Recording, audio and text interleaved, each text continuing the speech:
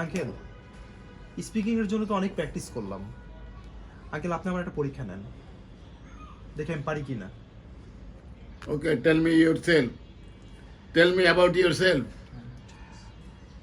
My name is Hasan, I am from Dhaka, live from Dhaka. Stop. এভাবে তো তুমি প্র্যাকটিস করতে তুমি চাইলেও পাইবে না, বুঝছো? এই শোনো, আইএলটিএসে স্পিকিং টেস্টে কিউ কার্ডের প্রথমে আমরা যখন ইন্ট্রোডিউসিং হয় আমরা এখানেই ভুল করে বসি। আমরা কি করব? Start with a small relevant personal story to capture the examiner attention. যেমন আমরা বলতে পারি, যেমন সে বলেছে হাসান, আমরা বলতে পারি hello, I am Hasan. If you ask me where I am from, I would say the city of population Dhaka.